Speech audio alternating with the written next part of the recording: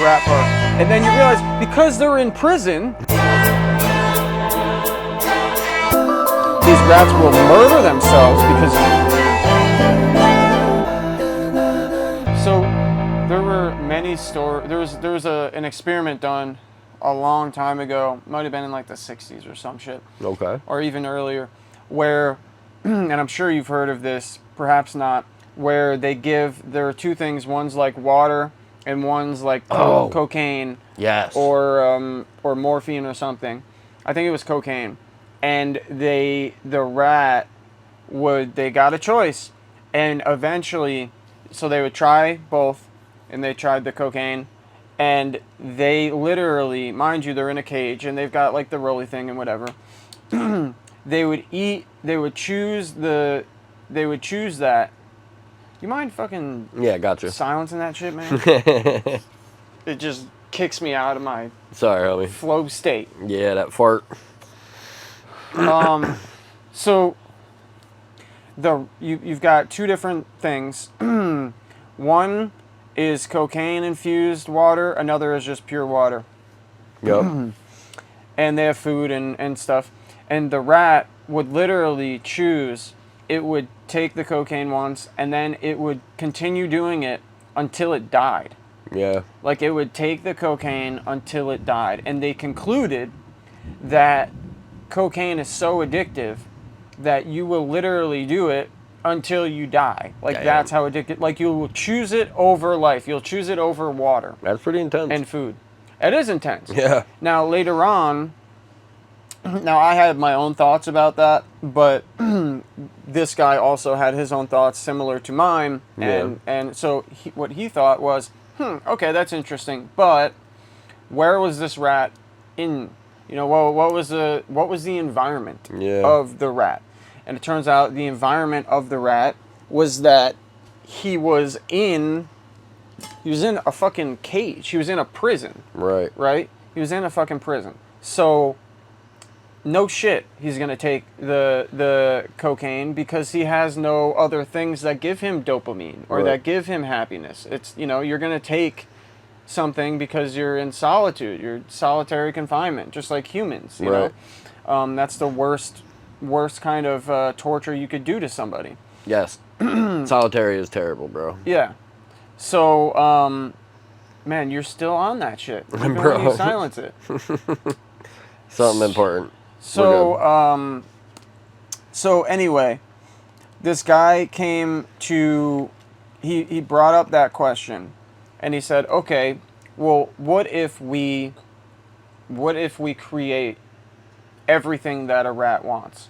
What if we give it everything that a rat needs and wants? So Maslow's hierarchy of needs, you've got shelter, food, water, and then you've got love. So you have to have other rats, the ability to play with other rats, all of these things.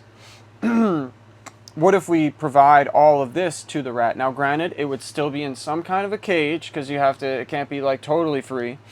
Although that would be a good third experiment, is if you had it almost like completely open, and you get like sensors in them. Elon's got Neuralink shit, so you could kind of do that in some way. Yeah. But basically, what he concluded. So you've got a bunch of rats now. It's a park. They've got their little wheel thing. Yep, the wheel. They've got all of this stuff.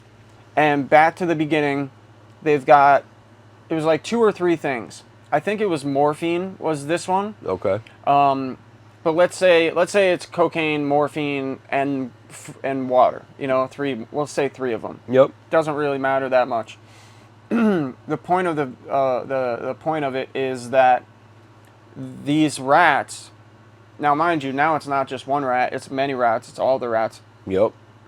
What he found out was, and the conclusion to this was that the rats would come up and taste the drugs, and it's like every once in a while they would try it, but for the most part they would never really go back to it. They wouldn't do it every day. They wouldn't, just like a person, right? Like it's a person that has what they Like their wants and needs filled or whatever. Yes. Yeah. Yes. A person that's content with their needs and wants. And it just showed that it's not the individual that could cause addiction.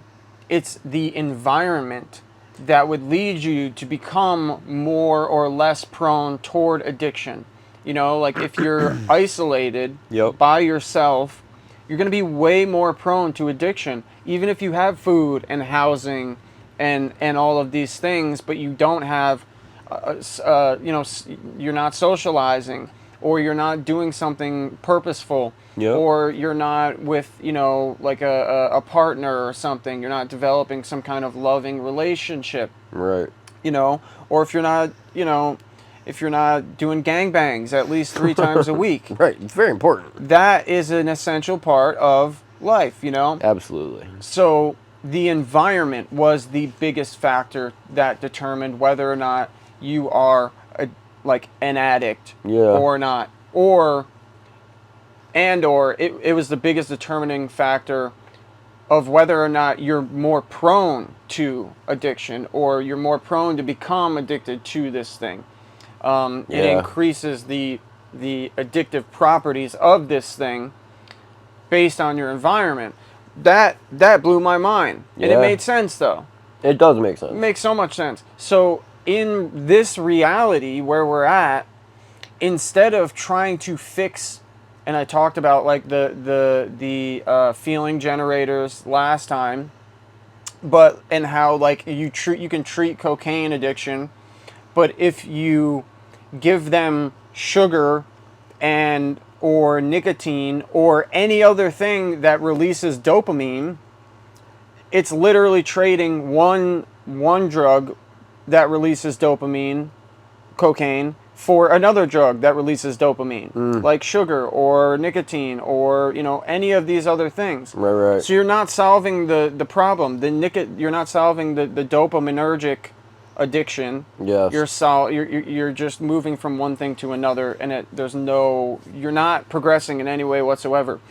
The best way to progress through this is the community. You change the environment. You develop a community, you develop a tribe, you develop all of these, the socializing factors, the relationship factors, the exercise factors, the purpose factors. What are you doing for your community? Are you, you find that which you truly enjoy, that which you're truly good at, that which the world needs, and that which you can get paid for, the ikigai, the spectrum of all that is purposeful, and you basically you put that into a community. You kind of you just create a community that that caters to building a purposeful lifestyle, or at least purposeful again is like a magical word. For sure, yeah. You build a community and an environment. You build the environment, you create the community, and you basically propagate and kind of lift up all of the beneficial factors within that could lead to a healthy life. Yeah. And that's how you get rid of the need for addiction, because it's really like a need. Right. It's not really like a want. It's your body and your brain. Addiction doesn't just come out of nowhere unless you have like a tumor or you have like a traumatic brain injury, or even Sure. with those situations though. It's not like an automatic, right? Well, it can be an automatic, but it's not like that's the solution. It's just that's the only solution that you found immediately. Right. But if you were to just switch it from like cocaine or opiates or whatever to a relationship. Yeah, like a healthy, loving relationship. Yeah, or a community or whatever. Yeah. Or something purposeful that you're building, like you're creating a business together, or you're doing a podcast, or you're doing jiu-jitsu or Muay Thai or something that releases all of those endorphins. Hell yeah. And through that you build community and all of this stuff. Right. Watching UFC fights on the weekend with people, and you'll find real quickly that I don't really care about cocaine or this stuff. Now, because you're getting that from, now again, you're still substituting one thing that releases chemicals for another thing that releases the same chemicals, but the difference is the one thing, the cocaine, was not necessarily healthy, and the other is very healthy, and it can. Now, granted, I'm not anti-drugs. Like in fact, I'm pro-drugs mostly. I think you should be able to do whatever the fuck you want to do, so long as you're not hurting anybody else or impeding on their freedoms. I think that's fair.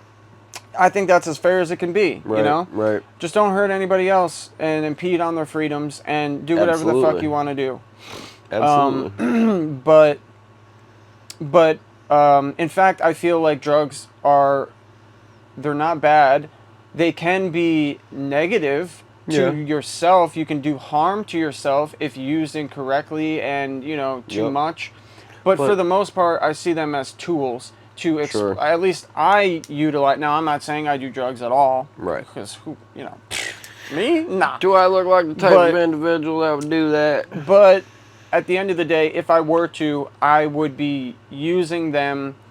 Now, back in the day, I used drugs just to get fucked up. But eventually, I got bored of that. And I wanted to learn more about myself and my own consciousness and my place in this universe and multiverse and dimensional whatever, this life, this existence. And I began using drugs or things, plants, whatever, as tools to explore more of my own consciousness from within and the world around me and the environment from, internally and externally. Absolutely, makes sense. Yeah. But that was the Rat Park experiment. It showed that it had nothing to do with the drug and the individual. It was the environment. Yep. And these are rats. So it's there aren't many variables with this, it's either addicted or it's not, you know? So it's very like cut and dry, like it's pretty linear, it's pretty like this is it, this is not it. Yeah. And the fact that immediately they just, because they're not, I'm not going to say they're subconscious like completely, but they largely just go, they just do stuff, and you can manipulate them by putting different things in front of them. Yeah. And they don't really necessarily know why or what's going on, but they'll go along with it. So it's about as unbiased as it could be with these things, I would agree. So when you have this giant difference between a prison and a park, where like a paradise park, and you see that this guy is totally addicted to the point of death, these rats will murder themselves and then you realize because they're in prison, they're fucking in a cage forever, and they have nothing to do, they have nobody to love, they have nothing to live for. Yeah. You see that all the time in this world with people. You were painting a picture in my head. I'm sitting here thinking about that, like our everyday world as you're explaining this story, and dude, it just makes so much sense. You can take like your theories and apply them, and you look around, and it really becomes much more clear why like certain places or certain things are the way they are. You know what I mean? Yeah. It makes so much sense.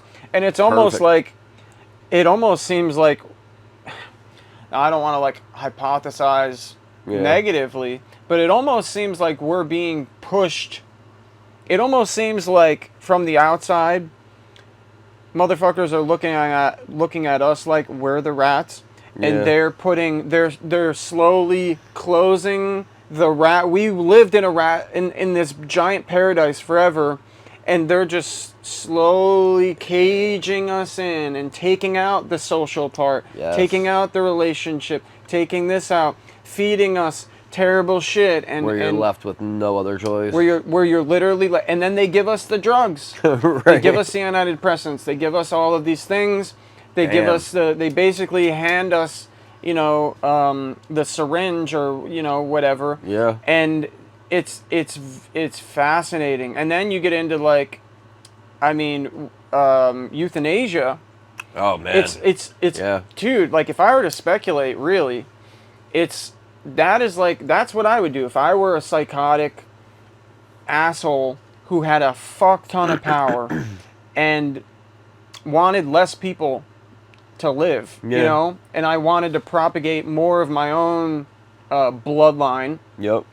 And all of my rich friends and whatever were all ruling over these different places and populations, and these people are just ants or rats, you could say, or sheep, but mainly rats. Right. That's what Perfect I would relation. do. Yeah, that's what I would do. I would slowly condense it. I would give them foods and things that destroy their ability to procreate, or even if they did, they would be mutated and fucked up, and I would slowly close the environmental cages on them, Yeah. the proverbial cages, and you know, and I would increase the amount of workload. Yep. To where and the lack of good Damn, information, you know, and I would progressively incentivize the doctors to prescribe them stuff that will dull them out. Yep. So that they're not aware of what's happening. Sure. To the point where eventually like they were in this beautiful paradise, Right. and they were dulled out for so long, 20, 30 years goes by, and now all of a sudden they kind of wake up a little bit, or they never wake up. Right.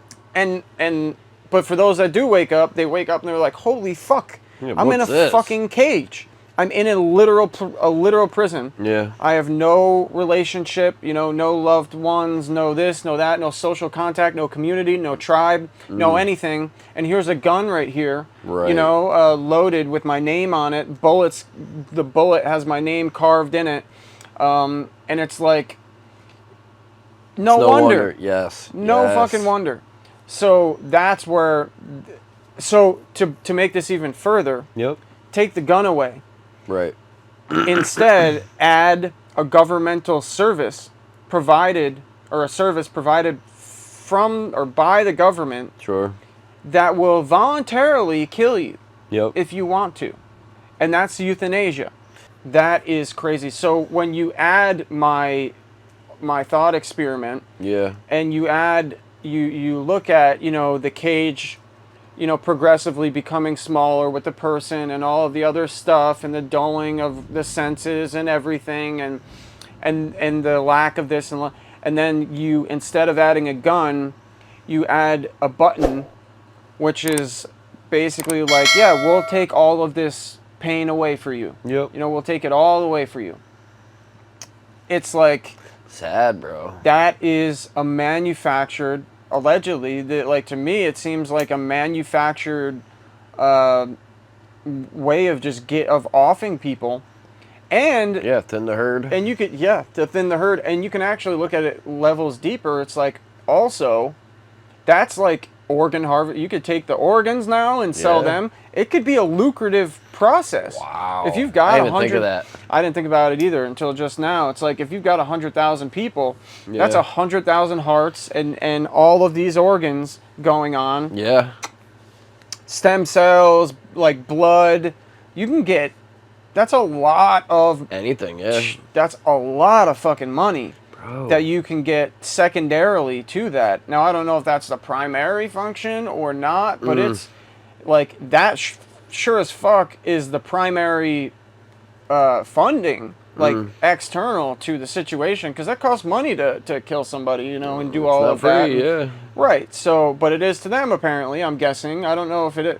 How shitty would it be if they fucking charge you Right. for you to, like, for them to kill you? It's like, yeah, you're gonna be in debt, and your family's gonna have to pay for it forever. But Right. you know, we'll kill you for yourself. Do you need it up front? Yeah, right. Checks in the mail. Yeah. Can I take a loan out? Yeah. But it's like, dude, what the Yikes. fuck? Yikes. Crazy. And Yeah, that I makes you don't- wonder about the. Sorry to interrupt. And I've been going on forever now, but I'm All very. with good reason. Thank you. I mean, I'm very much course. passionate about this, and I've thought about this shit. That makes you also wonder about the bringing in and letting in, basically opening the border for all Dude. these people. It's like, that's another amazing potential for organ organs and all of these things. Like, so many of them go like disappear and go missing. Yes. And it's like, not only is it you know, trafficking kind of a thing. Yeah. But it's also just as much an organ thing, and you know, all of these. There's just so much. There's a lot of potential there for sure. Yeah. Crazy.